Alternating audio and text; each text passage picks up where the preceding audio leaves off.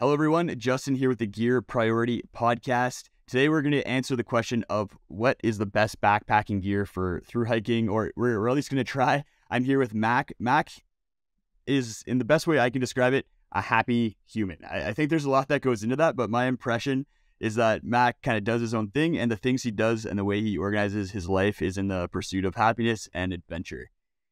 That being said, he also runs the Halfway Anywhere website, which is probably best known in the wider world for Thru-Hiker surveys for the CDT and PCT and all the data that comes out of that. We'll get into those surveys and what they entail a little bit later. But first, hello, Mac. Welcome. And did I fit you into an accurate enough box with that intro there, or was I way off? No, hey, I guess that's accurate. You know, I can't complain about that introduction. I guess I am generally a happy person. I try to be happy. I do run the website Halfway Anywhere, so yeah, A+. Nice. I read through your about me, and you kind of griped about me's in your about me. Oh yeah, I know. That's something that I always need to go back. People reference that like all the time, and I'm always like, oh, I need to go back and revisit that because I don't know. Depending on like where I am, just in my life and mentally, it's like it needs to be updated probably every year, and I don't know if I've updated that in like the last 2 or something. I hear you. There's probably so many little snippets of different pieces of our personalities in life kind of throughout the internet. It's hard to make it all coalesce. I know, too many channels. Yeah, exactly. So we always start off with a rapid fire question, just kind of warm things up, get to know you a little bit, just like one word, one sentence answers here. Starting with the first one, I read that you've never broken a bone. Is that still the case? Still the case. Possible that I've broken some fingers, but maybe not. I don't know. All right. If you could break one bone, which would you choose if you had to break a bone? Can I break a finger? my right pinky finger?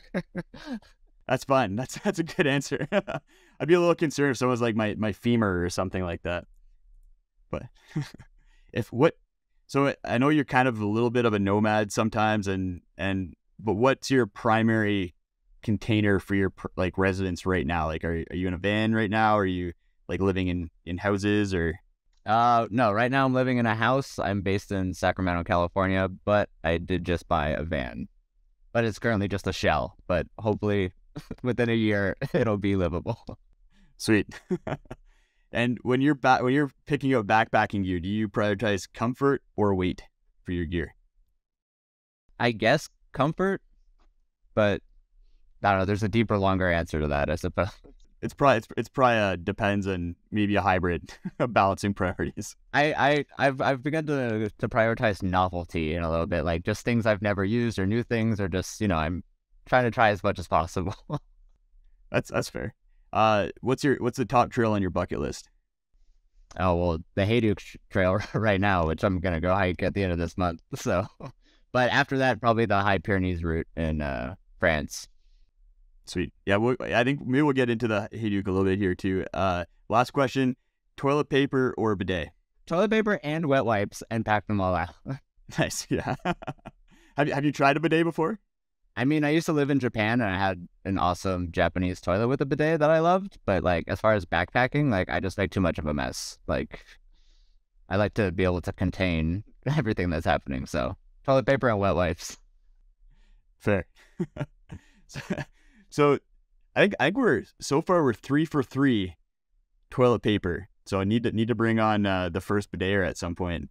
Oh, I got some friends who swear by it. I think it's just it's a personal thing. It is. That's a very personal aspect of backpacking, and I made the switch this year. And I think on the longer trails, like when I'm just at campsites and like general trails, I'll just bring toilet paper, especially if there's like outhouses. But when I'm on like a 7-10 day trip, the bidet just keeps things so much cleaner.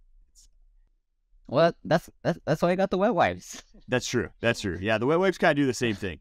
But then you got the weight or whatever. You got to pack it out. Yeah, and I get pretty OCD with my toilet paper. I don't know what. Do you just bring like do you just unravel like on your hand as much as you think you'll need, or do you like get meticulous as far as like, okay, I got 4 squares per wipe, 3 wipes per day? Nah, I'm usually just like take a bunch. I'm like, yeah, that looks okay. And then when it gets like below halfway, I'm like, all right, I better start rationing. then you're down to like the one square, like one finger approach by the end of the trip. Ideally, no, but I don't think I've ever gotten to that point. I'm generally pretty careful. That's good.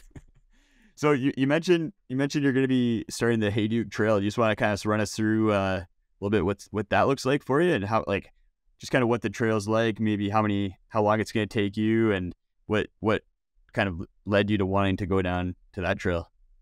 Yeah. So the Hey Duke it's like the Hey Duke Trail, but it's half of it's like a route.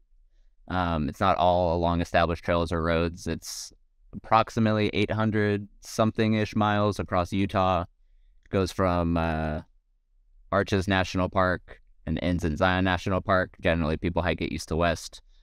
And I don't know, it's become a more popular trail in recent years, and it's just like one of those like really cool parts of the country that, I love the Sierra Nevada and California, and it's like one of my favorite places, but like the desert in southern Utah is just like such a different place. It's awesome in its own right. So yeah, it's just seems like it'll be challenging.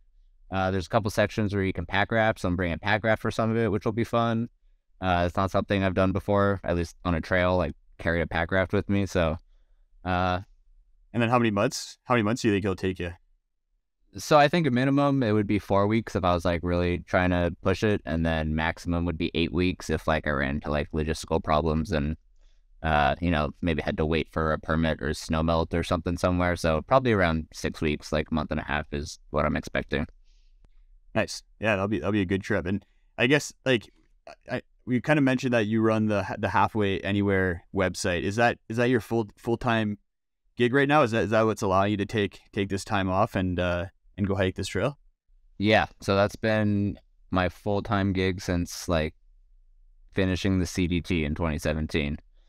So it's been, and I started it back in 2011. So it's been quite a journey, but yeah, for the last couple of years, it's solidly been my full-time gig, and it's awesome because, pretty much my whole life now is just backpacking and outdoor things and writing, and it's great. I love it. That's like I know a lot of people. I get told this a lot running like the YouTube channel about hiking backpacking. People often say like, don't turn your passion into your job.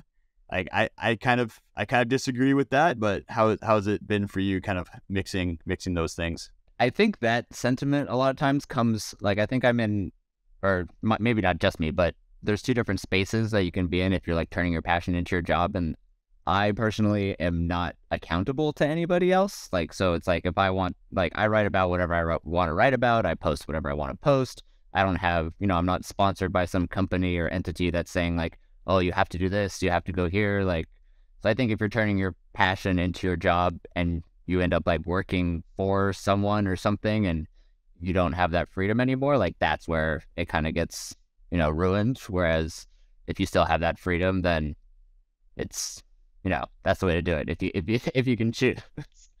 That makes sense. Yeah. I feel like maybe that's why I feel the same kind of way that you do, is because I just do whatever I want, not beholden to anybody. And if I want to go on a trip 1 week, I can, other than my fiance, she's the only one that I'm kind of can't be off. It'd be a tough sell for an 8-week trip at this point, leaving her with the dog. But otherwise, yeah, just doing my own thing, and it's pretty sweet.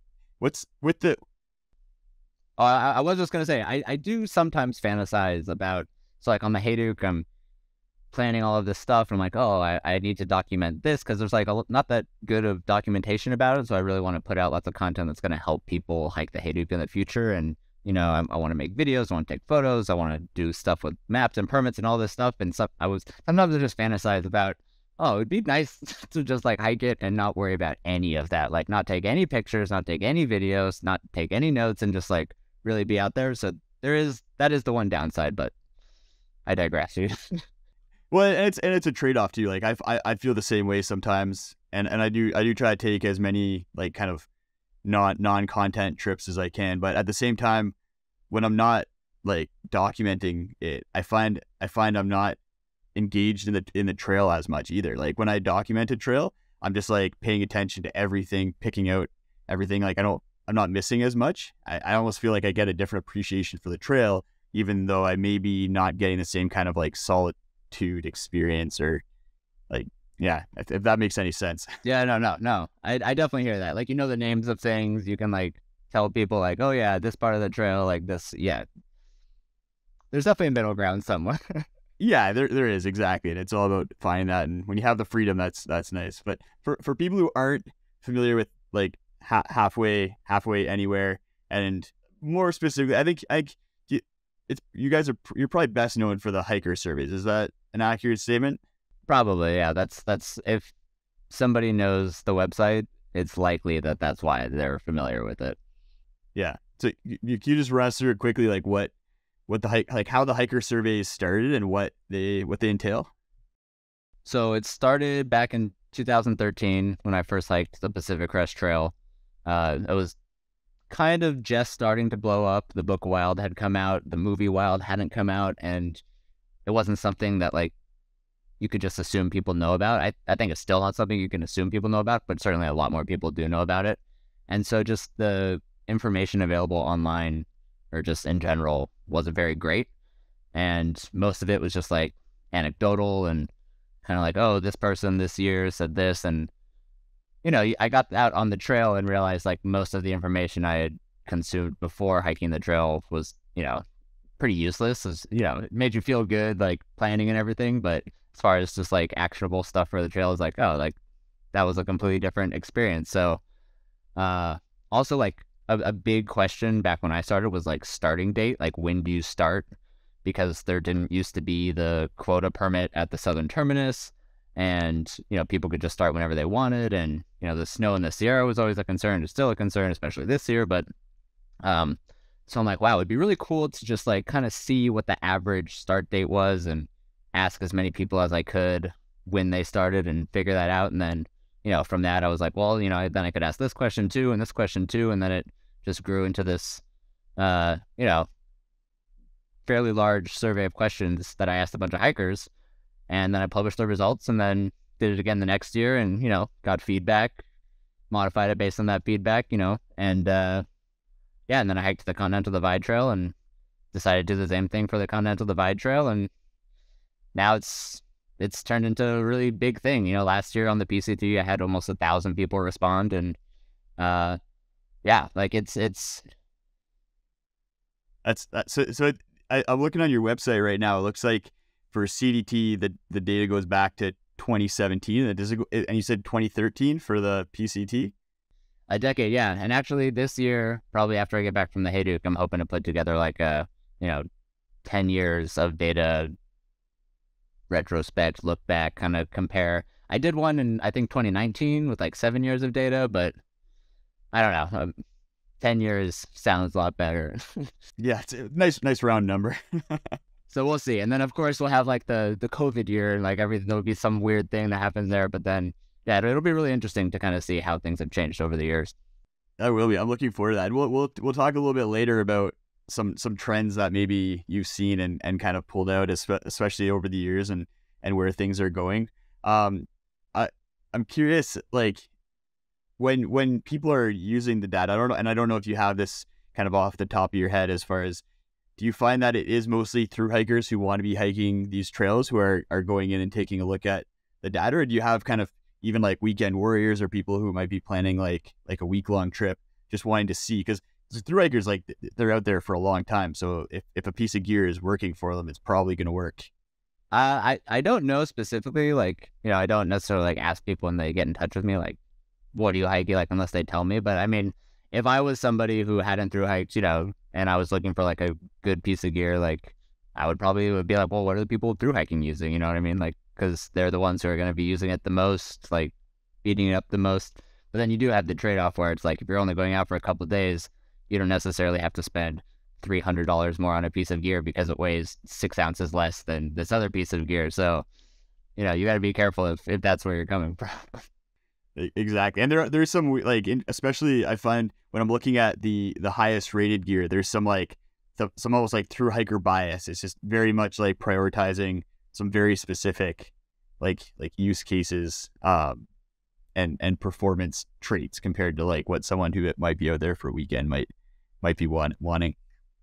Yeah, that's actually probably that'd be a great thing to ask people when I ask because I asked people to rate all the pieces of gear that they had, and a good piece of data for every person to have would be like, like you asked me at the beginning, like what do you prioritize in a piece of gear, like, comfort or weight or whatever, because, somebody who prioritizes weight, they might suffer with a piece of gear for a couple of days, but they'll be like, no, 10 out of 10, it was great. Whereas somebody else is going to be like, no, this was terrible. Like I had miserable couple of days, like not good, like do not recommend. So yeah, that's a good point.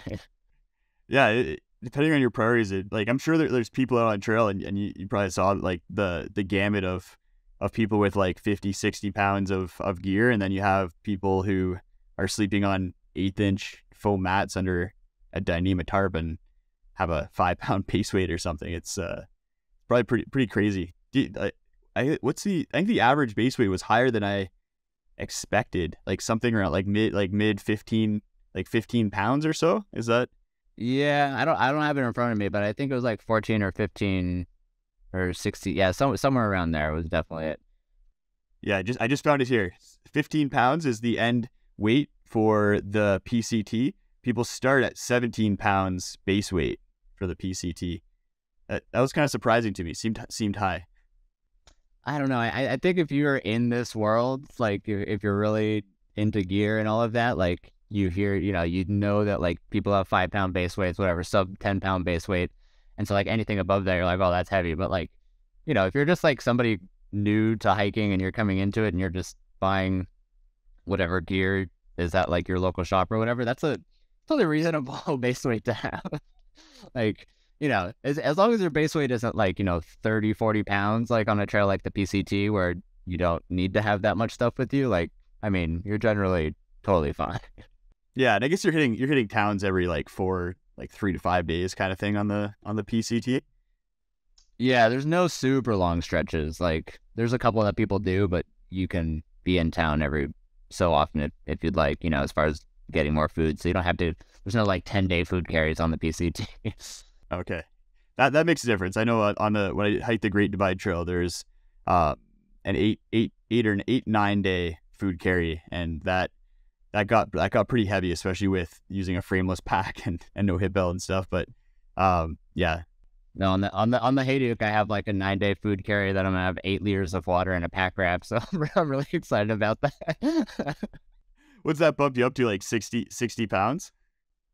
Okay, so I just put together my my gear list, and actually my total base weight, including all of my camera gear and the pack wrap and everything in my fanny pack, is like 25 pounds, which I was actually really surprised. I thought it was going to be more, but then 8 liters of water is what, like 2.2 pounds per liter, so that's like 18 pounds. Yeah, 20 pounds, so that's 45 plus however, so it's going to be like a 65-pound pack or 70-pound pack. I'm using the ULA Circuit, which is consistently like one of the most popular, highest rated packs for Thru-Hikers, and a pack I have never used before. And so I'm like, you know what? I need to use this pack. So one, I can talk to people about it because they ask me about it all the time. And two, because, it's not a frameless pack. It's designed to carry a little bit more weight. So hopefully it'll serve me well. Nice. Yeah, that one I was actually surprised about the ULA Circuit being number one, like you said, like pretty consistently. And I want to run through, because it was also interesting that the PCT survey results for the most commonly used gear and the CDT most commonly used gear, they're pretty similar. They lined up really well. But I wanted to run through them and then kind of get your thoughts on any like surprises that are in there, like gear that you, when you see it, you're like, that is just kind of weird to see in there, or that you'd think would be getting switched out for maybe some newer gear or something that might perform better. But just with the pack, like you said, ULA Circuit, I think the Z-Pack's Duplex has been pretty consistently the most common shelter. The light equipment, yeah, sorry. It's shocking to me. Like, I've never used this Duplex. I actually intend on taking it on a trip later this year because it's another piece of gear that I'm like, I should use this. But it's shocking to me that the most common piece of gear that people have is a $700 tent. Like, it's insane. I'm like, it's just, it's crazy. But sorry, go ahead. We talk more about that. Like, jump in whenever we hit one where you have a comment on. But like, yeah, that's. Do you have the calculation as far as like what the total cost is for like the most common gear list? So the most common gear list, not including or with one pair of shoes and one pair of socks, is $2,900. 2,900. Okay. So like almost a third of that is the duplex. Like it's crazy. Like Yeah, when you put it that way, when you're like as a percentage of your overall gear, that's a pretty insane number. Especially when you can get tents that are maybe like you said, like a few ounces heavier, but cost like a sixth of the amount. I don't know. I mean, and maybe we're gonna get into this later, but one of the things about the survey is like I never intended it to be like a self-fulfilling prophecy as far as like gear. Like I feel like some things like I haven't used it, but the Outdoor Research Helium rain jacket is like consistently the most popular rain jacket that people have because it's like super light, and it's also consistently like one of the lowest rated pieces of gear that people like. Nobody likes it, but then like everybody buys it because presumably they see that everyone else is using it, and I'm just like, no, like everyone stop buying this rain jacket. Like nobody likes it. Like it's not going to help you if it actually rains. Like so. Like that's the one problem with like putting this out there is like I don't want, people still need to think critically about what they're getting and not just blindly, pick whatever's on the list. Because like personally, like I look at the most common gear list and like things I'm taking on the Hayduk with me, like zero of these things. Like, oh, well, I'm taking the circuit because I'm trying the circuit out. But other than that, like I'm not, or all right, I'm using the X-Lite too. But other than that, it's like, so it's like there is no like, oh, this is the best, everybody uses it type of gear. Like it's, yeah. Even when you look at the highest rated, the ULA circuit for the CDT is also, it's the most common and highest rated. So I can see that definitely going to be perpetuating probably its usage on those trails. But then you have like for the shelter, it's the Nemo Hornet 2-person, and then it's actually, I was surprised that it's a sleeping bag, the Western Mountaineering Versalite, as the most popular like sleeping bag. It's not a quilt. So, and then the sleeping pad being a foam sleeping pad as the most highest rated. Like that's where in my mind I'm like, this has to be like some very niche people who are just like prioritizing it not popping on them. Like do you have any insight on that? Especially like the foam mats. I don't know if you've ever slept on one, but for me they're not comfortable. I don't know. I hiked the whole PCT with a foam mat, and honestly, I would. My biggest gripe with the foam mat is just the bulk. Like if it wasn't for the bulk, I would bring a foam mat all the time. I think. I just really like having like a very compact backpack, even if it's heavy. Like I just like having everything nice and neat and compact. I don't know. Foam. I mean, if you sleep on your back, like foam pads are great. Like if you're a side sleeper, like your arm's gonna be asleep like every hour, and you're gonna have to wake up and turn around to the other side. And the Versalite's awesome. Like I have a Versalite. I use the Versalite on the CDT, and the CDT gets cold, like for a lot of like in Colorado and stuff. So it's like if you don't have a warm sleeping bag, like you're not gonna have a good time for a lot of it.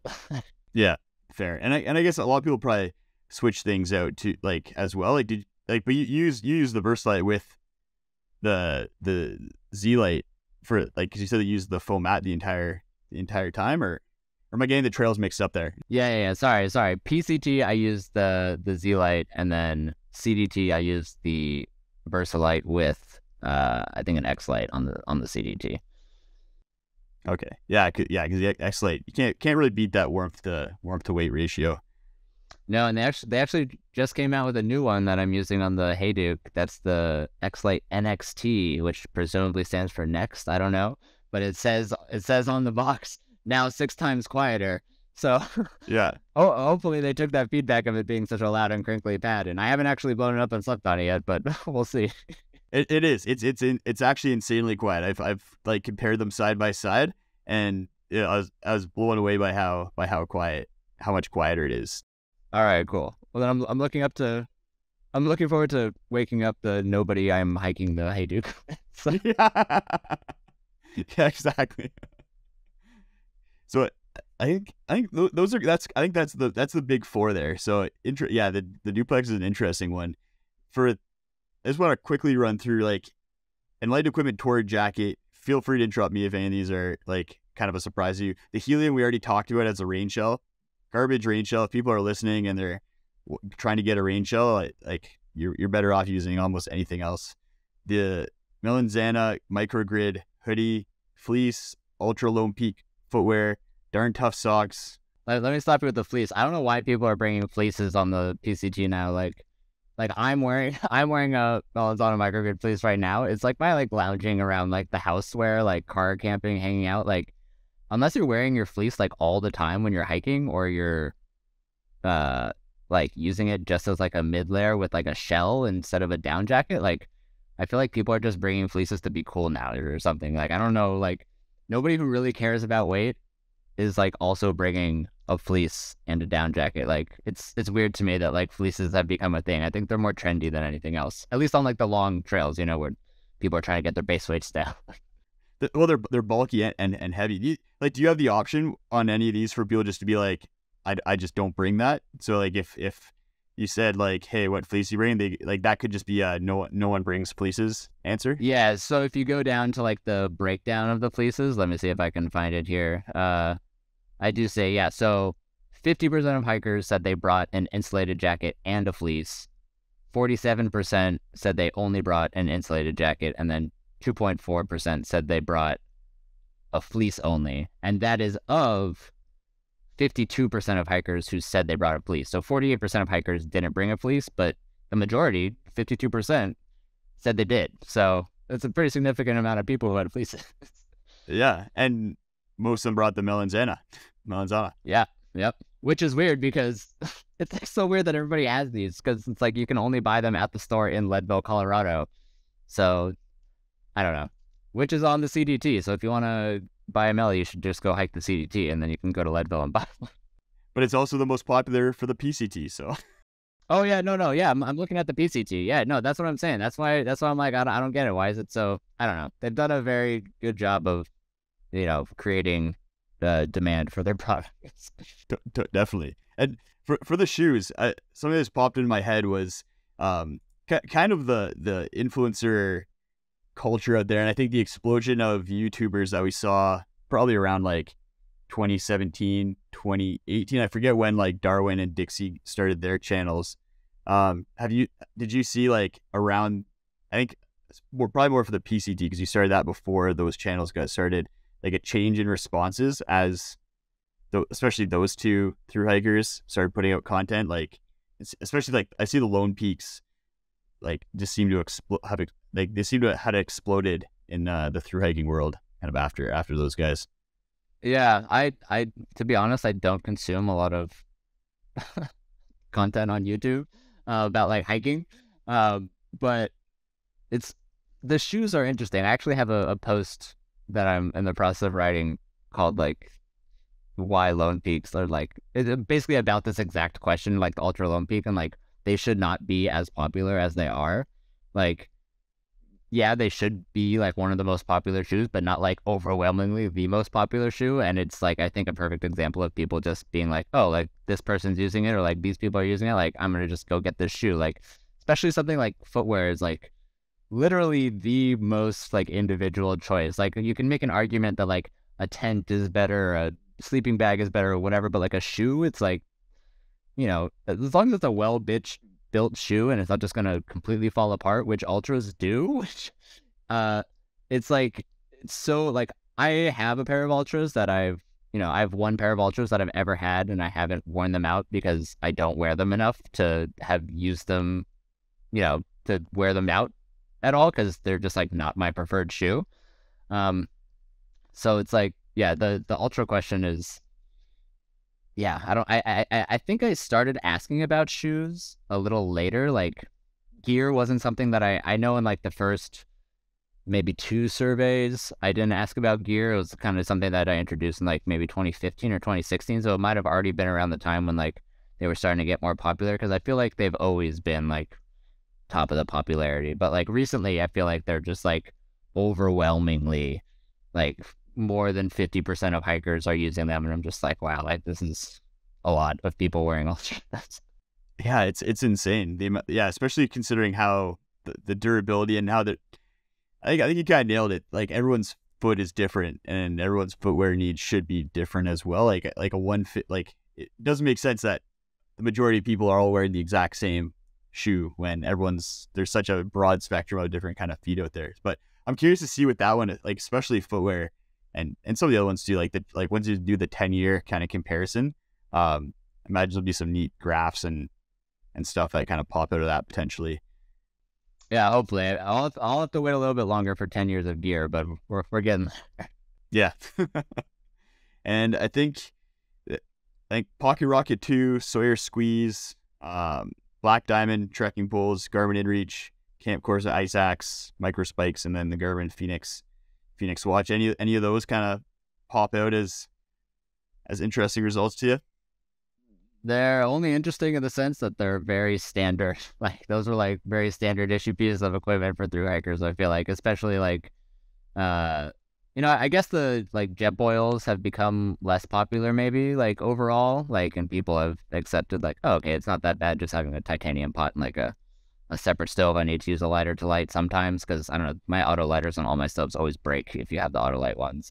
But yeah, everything else like Black Diamond poles, it's like poles are another thing. It's like whatever poles you like, like if you break your poles, don't get the super lightweight carbon fiber poles, like get some aluminum poles, like, but yeah, the InReach is definitely like man, I'm so glad. I was so happy when the InReach came out because I hated the Spot devices so much and I thought they were so terrible. And like the fact that like people still use it as like a generic term for like a PLB or like a satellite communicator like drives me crazy. Like, oh, just get a Spot. And I'm always like, no, like don't say that. Don't get a Spot. So yeah, the InReach is awesome. And now they have the InReach 2, which, is just going to supplant the InReach and has USB-C, which is amazing because everything should also have USB-C.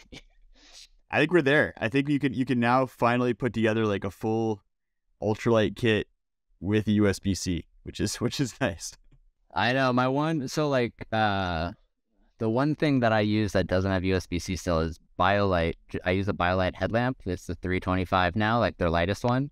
And they did a refresh where they used to have like the 200, 300, and 800, and now they have like the 325, 425, and like 825 or something. And the two bigger ones both have USB-C, and the smaller one has micro USB still. And I'm like, why did you change it on the other two and not on this one? But I could just change my headlamp, I guess, but whatever. The little Rovi, I use the Rovibon flashlight. It's especially like in the summertime when it gets dark, like I'm usually going to bed before it gets dark. It's pretty useful because I just throw it in my pack and almost never worry about it. But it's a good one. And I think something that I was thinking about as I was looking through your website, and you had like contact me in that like you kind of encouraging people to say hello. Have you ever had people reach out and kind of get like pissed off or mad at you for like saying like, hey, you said like this is the highest rated and then it like failed on me? Do you get any angry people coming at you?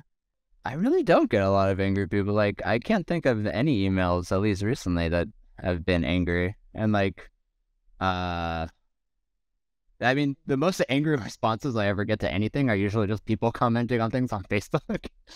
But like, I honestly, like, if anybody says anything, like beyond constructive criticism, if people are just straight up being like idiots on Facebook or whatever, I just block them immediately because I'm just like, I don't have time for like your garbage. Like, I have better things to do. But like, yeah, no, generally, and I think, one of the things I hope, kind of shields me is like, listen, I'm just sharing the data with you, everybody. Like, this is not my personal endorsement of like all of this gear. I'm just telling you what other people said, what worked for them, what didn't. Like, I do have my own personal like gear reviews and gear lists and stuff, but I never tell anybody, hey, this is what you should go and buy, or like you shouldn't. I mean, maybe sometimes you shouldn't buy this, but yeah, I think fortunately people have been kind as far as their responses.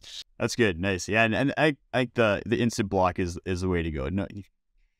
No reason to give people another chance to be a dick.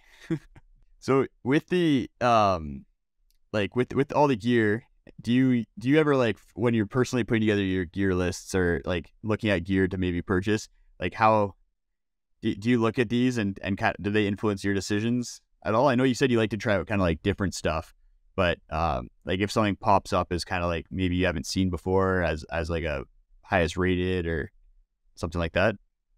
Very rarely. Like actually there is one example. So last year on the PCT survey, the third highest rated shell was the Black Diamond Stormline Stretch, which I hadn't heard of and which was like new to the survey. And so I'm like, huh, okay, like I haven't seen that piece of gear before, so I'm actually bringing that with me on the Hayduke. Like, I don't know how much rain I'm going to encounter on the Hayduke. Like, I could probably get away bringing like a much lighter rain jacket because I think this one's like 12 ounces. But like at this point, I'm like, I don't care necessarily how much something weighs. Like, I want to try new things and be able to like give people personal feedback and talk about things beyond just being familiar with them. So once in a while, something new will crop up and I'll, just be like, oh, okay, like I haven't tried that before. Like, that's why I'm trying the circuit now. Like, that's why I said, I'm due to actually finally try a duplex out because like people ask me about these things all the time and I can refer them to the survey, but I can't give them any feedback on my personal use if I haven't used it, which, I like to be able to do. So it's more just, and most of the things on the survey I have used or I am familiar with. So yeah, if something brand new kind of does pop up, I'm like, huh, like what's this? Like let me check this out. And so are you putting together more gear review? Like you have quite a few gear reviews. Are you like kind of just expanding the amount of gear reviews that you have on the site for each item?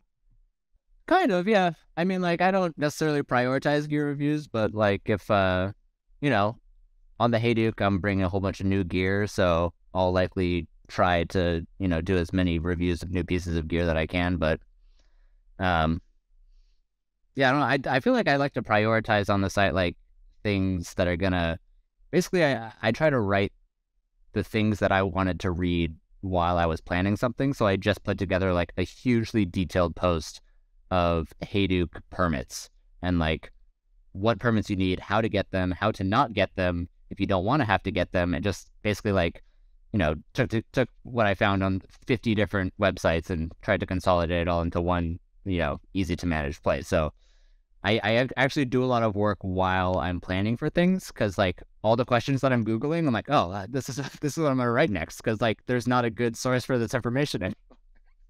Yeah, that makes sense. You're like if you run into the problem or the issue as you're planning something, then other people are probably gonna want to know about it. Especially like you said, the Hayduke's becoming more and more popular of a trail, right? So, it's a great one to kind of bring some awareness to it. I like that kind of content too. I get pretty nerdy in gear and gear heady at times, but I think the information about like helping people get out on trail is more important than the gear is going to maybe make the trail more comfortable for them and have a little bit of a better experience instead of taking terrible gear, but they have to get there first, right? And I think that's where and that kind of stuff comes with.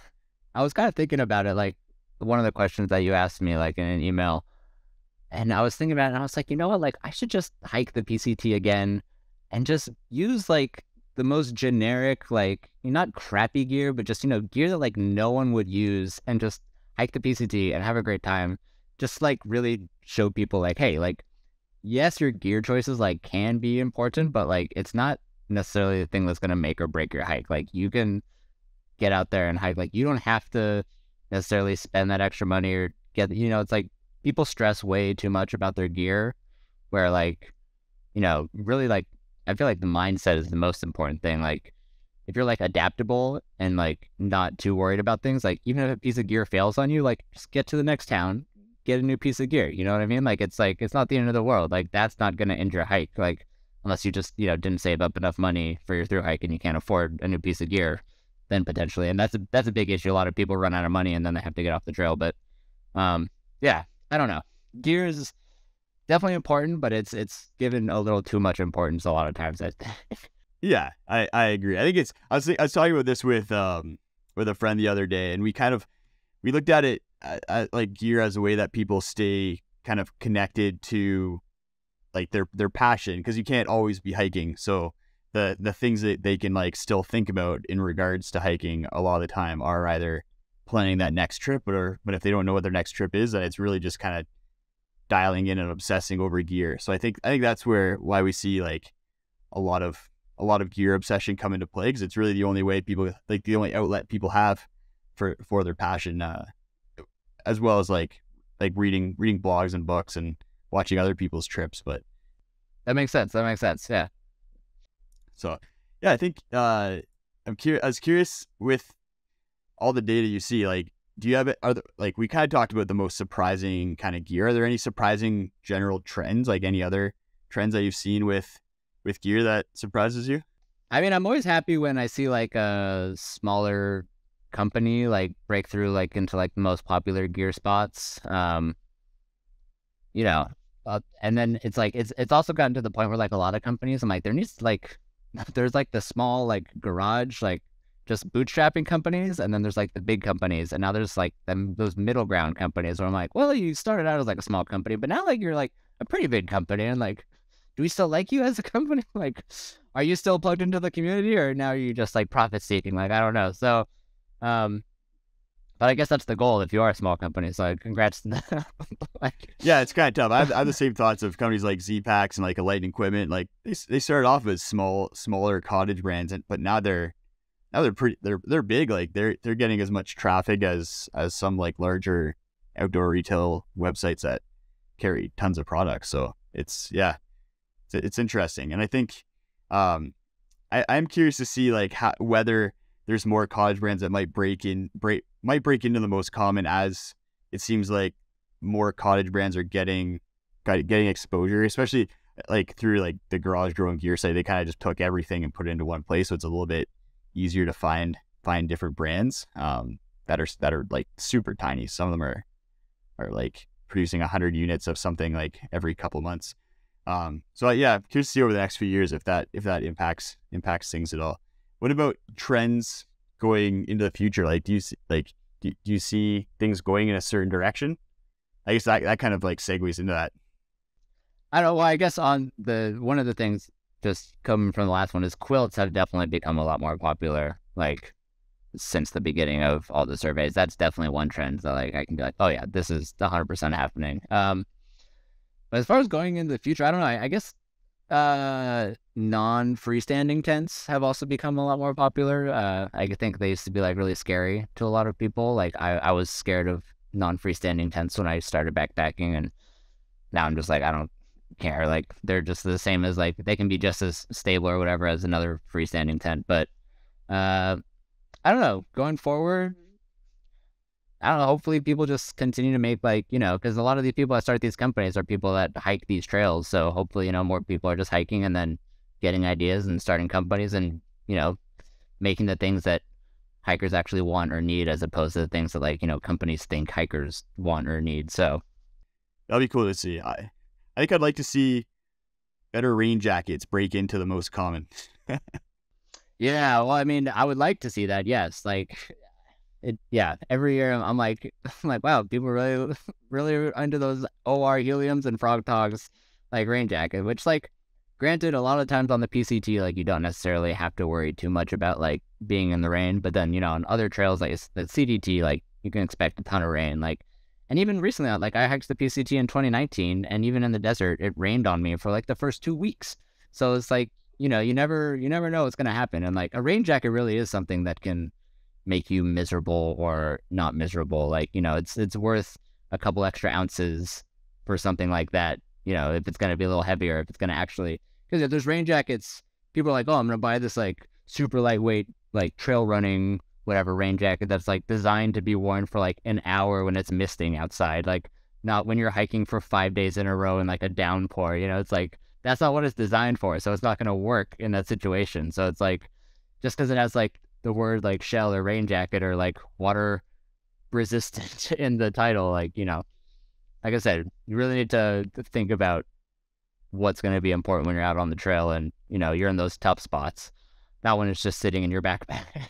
Yeah, exactly. And I find that the toughest part of trails, especially like with those like 2 weeks of rain in the desert.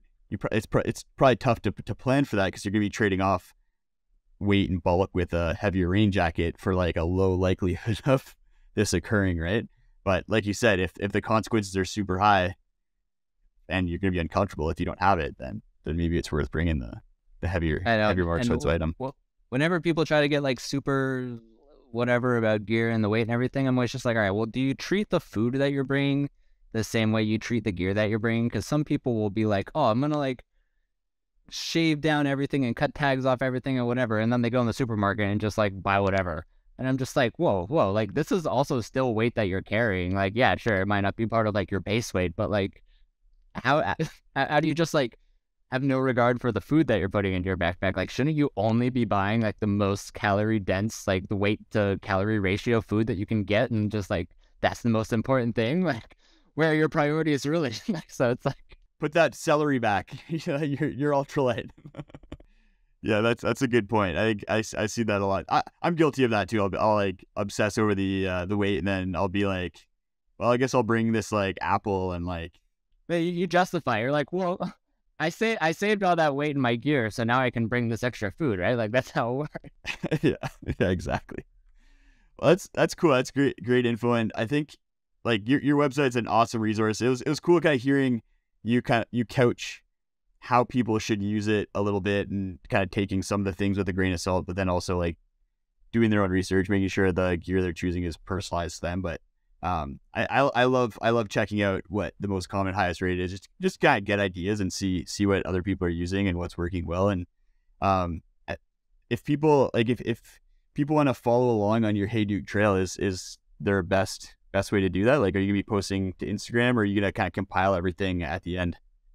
My plan is to hopefully do like, I'm definitely going to do a daily post on Instagram, and then I want to do actually like more, I want to do like a video for each section as well, but I expect to have near zero service while I'm on the trail. So I'll probably do like intermittent updates while I'm out there, and then once I'm back, actually post as if I'm on the trail. So, I'll be posting on Instagram halfway anywhere, and then eventually my website and YouTube hopefully as well. We'll see. Nice. And all that's just halfway on anywhere if people want to go check you out.